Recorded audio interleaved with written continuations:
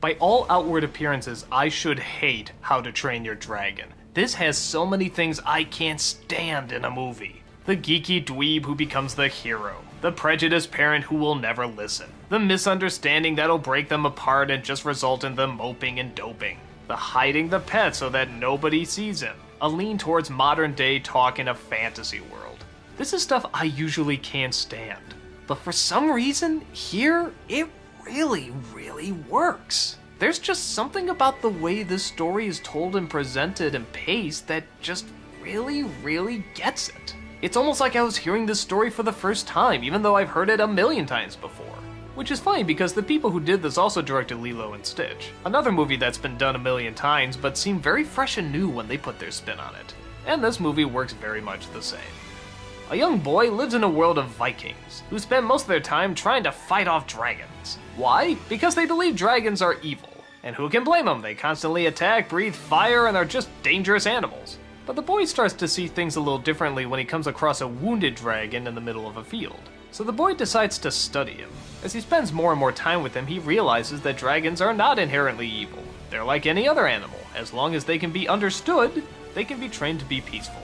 And he uses this advantage to fight off other dragons, in a sense. He doesn't really fight them, he actually finds non-violent ways to defend them off, which gets the attention of the village, and more importantly, his father, who always regard him as a bit of a disappointment, but now finally see something they can connect with. But gee, will the truth be revealed, and will the father's prejudice get in the way to where he says he doesn't have a son and all that other stuff? Yes, but it's actually done pretty good here. The only thing I can think of as to why it works here and not in other stories is that the pacing is just so good. In that every single time something happens, you see how it affects the character. You see when the boy learns something that it'll sink in. You see him actually taking the time to figure stuff out with the dragon. Even his father, you can see sort of the turmoil he's going through with trying to love his son, live with his son, hate his son. He goes back and forth like a real human being would and not just a one-dimensional character. He's not just a bad guy, he's a human being who happens to have a prejudice, but it's a prejudice you can well understand. That doesn't mean it doesn't break his heart when he has to disown his son. And maybe that's what makes it stand out. Every emotion feels genuine. When the characters are happy, they feel genuinely happy. When they're jealous, they feel genuinely jealous. And when they're heartbroken, you really feel how heartbroken they are. And I think so much of that just comes from the fact that they take the time to let us know these people. And it's not rushed. The flying scenes are unbelievable. I mean, they are just beautiful to look at. When this movie came out, it was in 3D, and I still stand by this is the greatest looking 3D movie I've ever seen, even better than Avatar. I saw it in IMAX and it blew me away. Every time there's a flying scene, you felt like you were on this dragon and you were riding through the canyons. I don't know what they did, how they did it, but more movies need to do it. Or at the very least, re-release this movie so we can see it again in IMAX 3D. Because I know a lot of people who didn't see it that way and they should see it that way.